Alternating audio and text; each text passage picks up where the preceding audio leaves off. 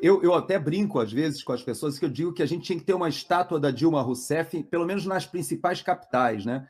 Porque graças a Dilma Rousseff, nós tivemos a debacle petista e a eleição do Bolsonaro. Porque se o Aécio Neves ganha, nós não teríamos nem aquele movimento todo que se levantou da direita em 2013, 2014, 2015, todas aquelas manifestações de rua. Você quer ver uma coisa?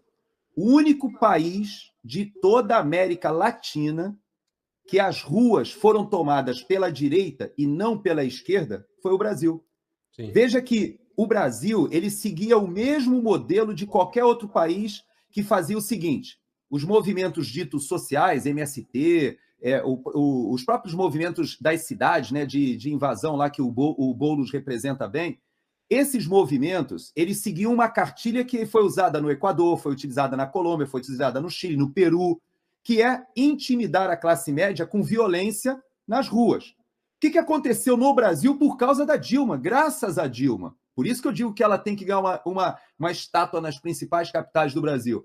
Porque o impeachment da Dilma ensejou a direita a ir para a rua, começou a se manifestar aos domingos para não atrapalhar a vida de ninguém, o pessoal começou a usar o verde e amarelo, surgiu um movimento nacional que ocupou as ruas e a esquerda nunca mais conseguiu retomar. Você vê que o 1º de maio desse ano, aquele fracasso que foi ali com o Lula e tal, você vê, nem você fazendo show de música, nem você pagando, nem você chamando as centrais sindicais, você consegue mais juntar aquela multidão. Porque depois que a direita tomou as ruas, e foi por isso até que houve todo um esforço gigantesco de intimidar essa população, de perseguir. Hoje a gente tem presos políticos no Brasil, a gente tem toda uma censura, toda uma perseguição acontecendo que a gente não tinha 5 anos atrás. Então você vê que há 5 anos atrás você podia falar mal da Dilma, podia falar mal do PT, podia falar mal do Supremo Tribunal Federal, você podia falar mal de quem você quisesse. Em 5 anos, nós deterioramos todo o Estado de Direito no Brasil. Por quê? Porque eles precisavam reagir contra essa tomada da direita, que eles rotulam como extrema-direita, né? Então é interessante que no Brasil não tem direita, né? Só tem extrema-direita. Então, todo esse grupo que se levantou de verde e amarelo, que foi para as ruas, aí caminhoneiros, o pessoal do agro, todo esse grupo somente se manifestou como uma reação até o impeachment, aquela deterioração, a crise econômica. Há quem diga, inclusive, o Glauber, e eu creio que essas pessoas estão certas, que se não fosse a crise econômica que a Dilma provocou, ela não teria tido impeachment, mesmo com a corrupção e mesmo com a segurança pública deteriorada. Porque você vê que o Temer, eles fizeram de tudo para derrubar o Temer, mas ele conseguiu segurar ali no Congresso. Por quê? Porque ele rapidamente ele foi lá e votou uma mini reforma trabalhista, fez a lei das estatais para tentar tirar aquela politização, fez ali um teto de gastos, deu uma arrumada, foi o suficiente para ele se segurar ali junto ao Congresso Nacional. Então, devemos a Dilma, sim, o surgimento dessa direita, o surgimento desse movimento mais, eu vou dizer soberanista, eu não gosto de usar a expressão nacionalista, porque o nacionalismo ele remete a uma ideologia que não é isso que aconteceu no Brasil. O que aconteceu no Brasil foi o resgate do patriotismo e até desse movimento soberano, né, de querer fazer o Brasil acima de tudo do Bolsonaro, que equivale aqui nos Estados Unidos ao Make America Great Again, do Trump, né, o MAGA. É essa ideia de brigar pelo seu país, pelo interesse do seu país. Eu acho que isso foi uma coisa que foi resgatada há pouco tempo. E olha, eu vou dizer uma coisa para você, isso não sumiu, não. Isso está latente aí, continua existindo, e de uma hora para outra a gente vê onde o Bolsonaro ele vai pelo país, multidões são atraídas, e o Lula ele não consegue atrair mais as multidões, e por isso ele faz aparições muito controladas, né? De modo a você ter um público que você sabe o que vai aparecer ou o que vai aparentar. Eu não sei se você viu aquelas imagens dele lá no Rio Grande do Sul, em que ele faz uma encenação para o fotógrafo ali. Então ele vai para os escombros, faz mas você vê que o público que estava em volta foi altamente filtrado ali. O povão não pôde se achegar, não pôde chegar próximo. Então, hoje, ele tem uma dificuldade de popularidade. Em contrapartida, o principal representante do que seria uma direita no Brasil continua, apesar de toda a perseguição, ameaça de prisão, aquela coisa toda, ele continua se deslocando no país todo, atraindo multidões. Por quê? Porque esse movimento conservador liberal, que não existia no Lula 1 e 2, ele veio para ficar e está aí, latente, e eu acho que ele vai ressurgir como força política. Infelizmente, nós não temos um partido conservador no Brasil, que a gente possa olhar, ou pelo menos olhar uma ideologia, como acontece aqui nos Estados Unidos, você tem mais ou menos a ideia do que é o republicano-democrata, ou vai na Inglaterra, você tem mais ou menos a ideia do que é o Partido Conservador e o trabalhismo, ou o Partido Trabalhista. No Brasil, a gente ainda está gatinhando, né? Porque o Bolsonaro, quando é eleito em 2018, ele aluga lá o PSL do Bivar. Agora, para ele concorrer em 2022, ele pega a legenda ali do PL, né? Então, é difícil você olhar para o Brasil do ponto de vista de correntes políticas bem definidas, é verdade. Mas eu posso dizer para você, eu acho que você vai concordar comigo, hoje o Brasil tem uma direita, e não tinha há 10 anos atrás, há 11 anos atrás. Né? A oposição no Brasil, na época do governo do PT, não tinha, né? Era pouca, né? Porque o PSDB, inclusive falava-se isso na época, que o PSDB não sabia ser oposição, né? Isso era muito comum. Vamos lá. Coronel, é o seguinte, cara. Eu disse que eu tinha mais uma provocação, que é essa alternância de poder, né? É muito importante até para a sociedade avaliar, né? Qual modelo que ela acredita mais, né? E poder ter como a opção, né, de escolher o seu governante. Mas me parece que algumas pautas caras, né, assim, para um governante, acaba ficando na mão da direita, né? Por exemplo, as reformas, né? Quando você citou o governo Temer, você citou algumas reformas, né? Reforma trabalhista, e depois teve a reforma da Previdência, né? Que foi iniciada no governo Temer e foi, como a política diz, né? Foi amadurecendo e acabou acontecendo sobre a liderança ali do Paulo Guedes e do governo Bolsonaro. Então, eu tenho percebido que para a esquerda, que gosta, que tem um modelo de gasto público mais pujante, né? Defende, inclusive, o gasto público como uma forma de manutenção da economia aquecida e tal. Em algum momento, acho que a esquerda até gosta que a direita volte, né? Para fazer um controle fiscal melhor, controlar os gastos, deixar a conta no azul, aí a esquerda volta novamente com aquela proposta de aumento de gasto público. Faz algum sentido essa leitura aí? Como é que o senhor enxerga isso? Não, faz sentido, e você vê que o Brasil foi o único país do mundo, inclusive o Emmanuel Macron ele fez essa observação na época, porque ele também tentava aprovar uma mini-reforma da Previdência e não conseguia. O pessoal ia para a rua, quebrava tudo, fazia manifestação, e o Brasil foi o único país do mundo que a população foi para a rua apoiar a reforma da Previdência.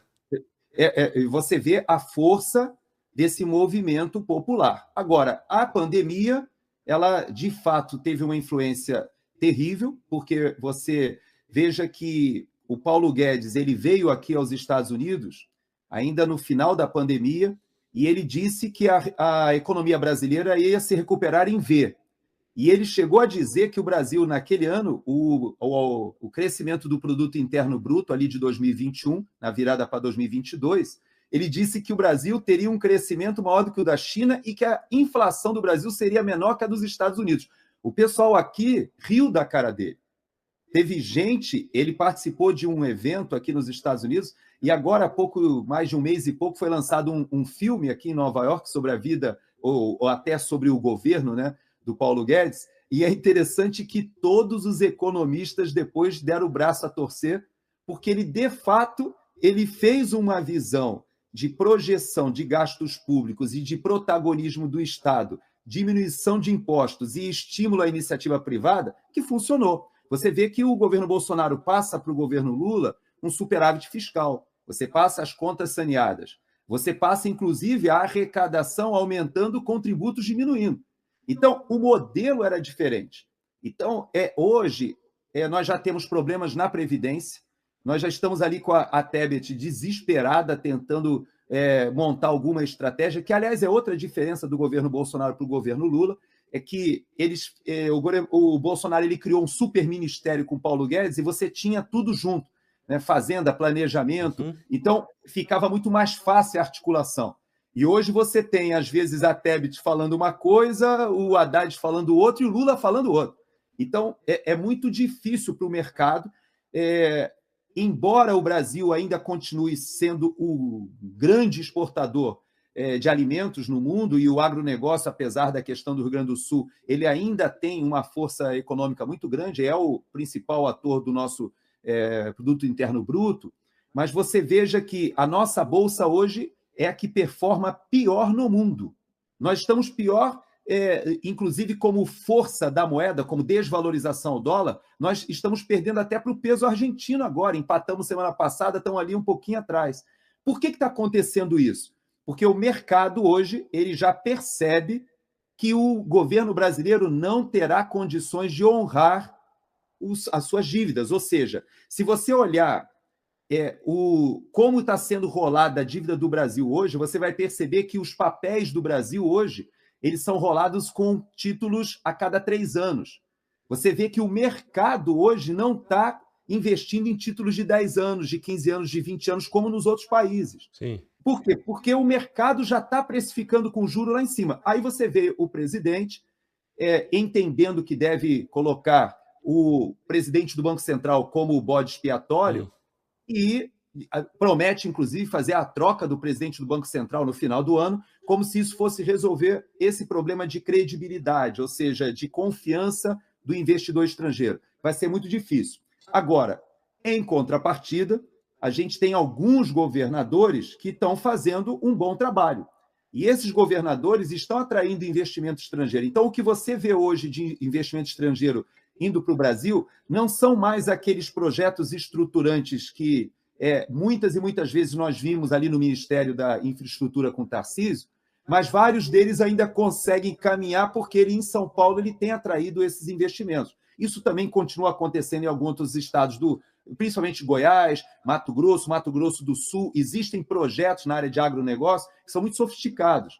Então, a gente ainda tem uma indústria aeronáutica, a Embraer continua sendo a principal indústria aeronáutica fora da Boeing e da Airbus, ou seja, a gente ainda tem alguns núcleos funcionando, mas você vê que o governo Lula terá muita dificuldade com a questão econômica. Então, mesmo que o governo queira fazer isso que você falou, que é usar o gasto público como o grande indutor de crescimento, ou aquela pegada mais socialista que vê no Estado o protagonismo de realmente impulsionar o desenvolvimento de um país, a gente sabe que o orçamento do Brasil é muito engessado. Então, hoje, o próprio governo Lula ele tem muita dificuldade, porque ele fez um acordo para quebrar o teto de gastos e atrelando o investimento de educação e saúde ao crescimento da arrecadação. Então, ele arrumou uma armadilha para ele mesmo.